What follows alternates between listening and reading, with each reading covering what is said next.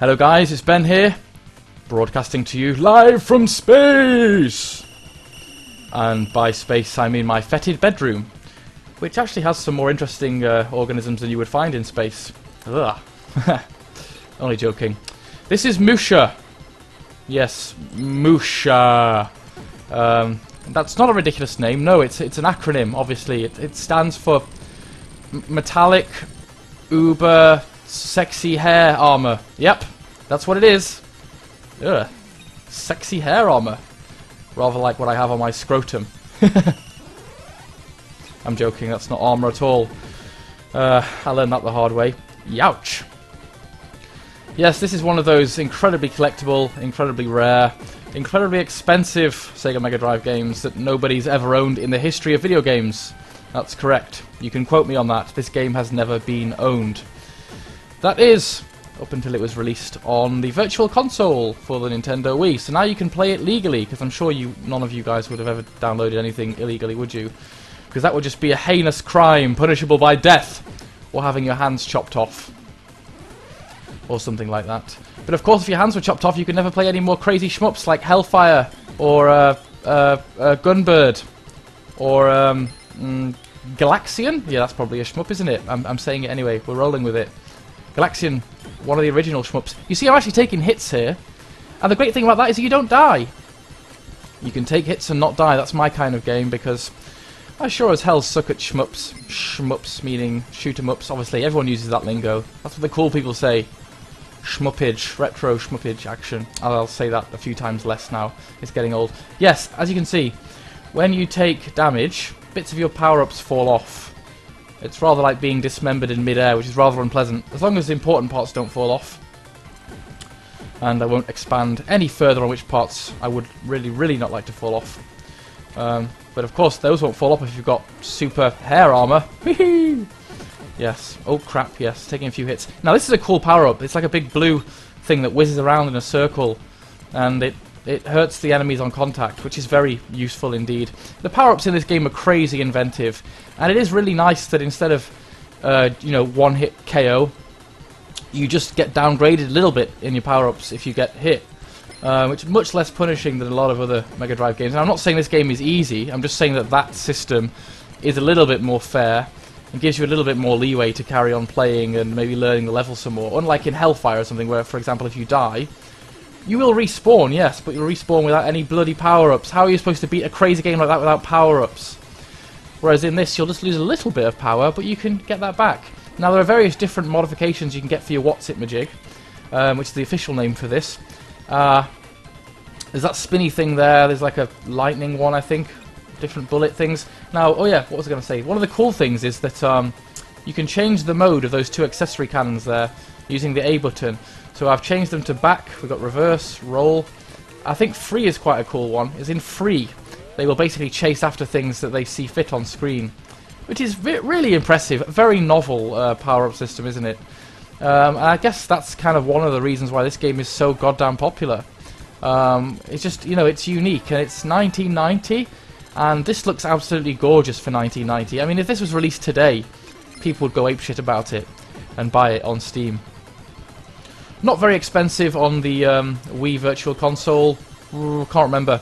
The sneaky thing about the Virtual Console is you never quite know how much money you're spending because it's all in points. I think it was 700 or 600 points. Another cheeky tactic they use on there is to sell everything in slightly odd numbers, so you've never quite got enough points left over to buy a whole game, which is just typical money grabbing from Nintendo there, isn't it? But it's worth picking up.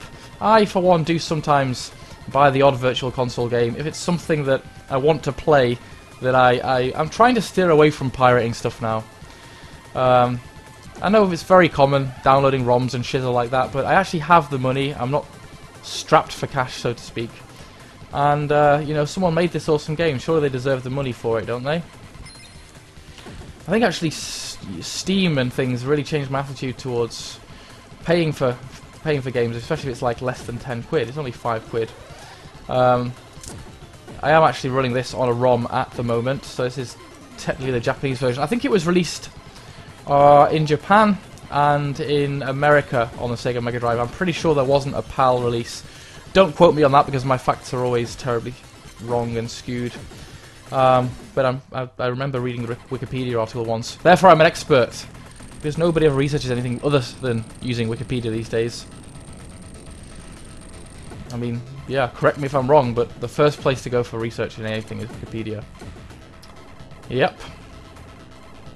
I'm no scientist or anything, but I'm pretty sure that's what you do.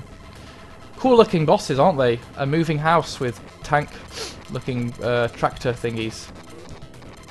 Oh, I need to change them from free, because last time I had them on free, they actually just take a... Oh shit. Oh, shit the bed. Oh, don't shit the bed, that would be awfully unpleasant. Oh god, is there some more indirect way of shooting it? Yeah, there we go. That's better. I need to shoot it right in the middle, but the problem with that is that we take hits from the Whatsits. The Whatsits, again, using technical names there.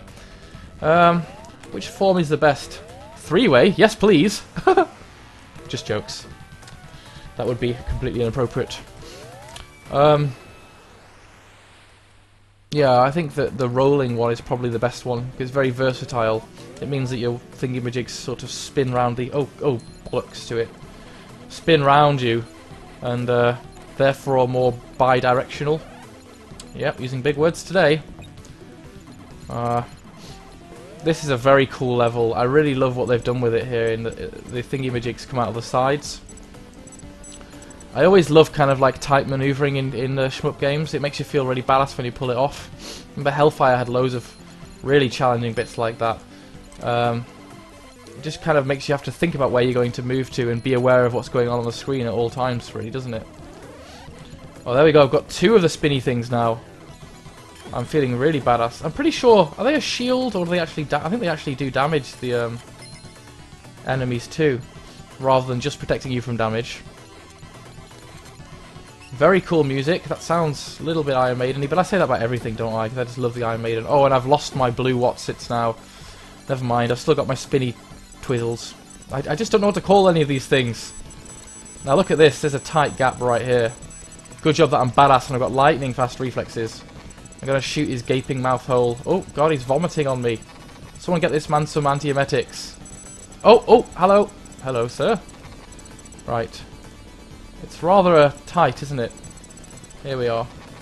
I just need some time in front of the big mouth, as they say. Oh god, what are those? This man has really had a very bad curry. That's quite a lot of regurgitation, sir. That's more than I would expect for a night out down the curry mile in Musha. By quite a way. You only usually get you know, 1 or 2 vomits from that. Maybe a little bit of diarrhea, but nothing crazy. Right. On we go. Oh, I was trying to be cool there and show you how good my dodging skills were. I thought you could just stand in the middle of those 2 frisky bits, but no, you can't. So now I'm slow, and I've got no power-ups, and it really sucks. I need to, so it's quite tough collecting power-ups out of that thing there, because they kind of don't land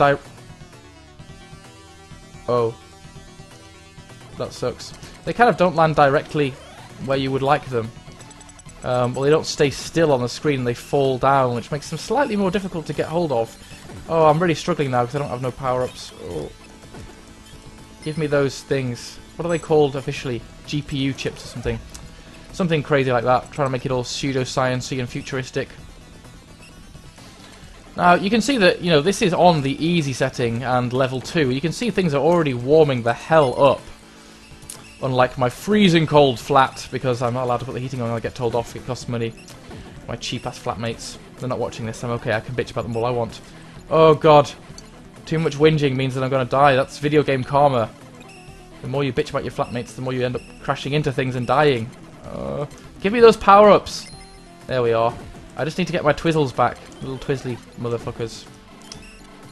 Not my Twizzlers, that's a delicious Bernard Matthews. Well, I say delicious, it's mostly reprocessed garbage.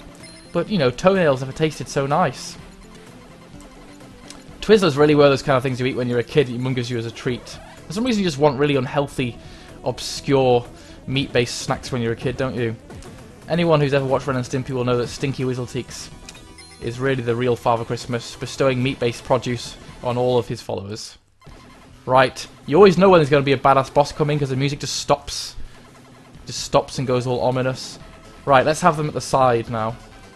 All the bosses have evil little faces in them, don't they? And I'm managing to shoot his fire with lasers. That's how accurate the science is. Just defeating fire with lasers. I'm pretty sure that's a thing, that's science. Oh, oh, oh. Right. It's not too complex a pattern to dodge, but I'm still managing to make a right pig's ear of it. Oh, there we go. He's going down, isn't he? Bye-bye. Something in Japanese that I don't understand. Let's presume it says, well done. Your hair armor is upgraded. Yeah, I can speak Japanese. Now this is a really great song, or music. I'm just listening to a lot of Mega Drive games and thinking, could I cover this on guitar? Now this would be pretty hard, it's very fast paced, but it is metally, isn't it? It's that kind of frantic Mega Drive music. It's like, come on, you're getting more and more serious and things are getting harder and it's making you feel pumped. Well, the only time I feel pumped is when I'm playing video games, because I sure as hell don't bother to go to the gym. Right. I've managed to die a game, which isn't good. Obviously it's not good, you don't need to be told that. Oh crap. You know, this attack is one that I've actually had quite a bit of trouble with. There's several bosses on this level use that little thing.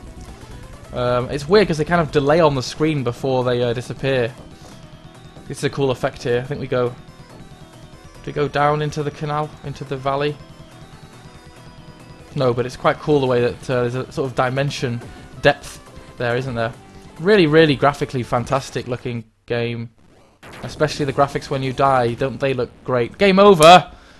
Well, that sucks. But this is M.U.S.H.A. Of course you've heard of this. If you haven't, you need to play it. It's amazing. Get it on the Virtual Console. Don't illegally download it. But I won't tell anyone if you do. Bye!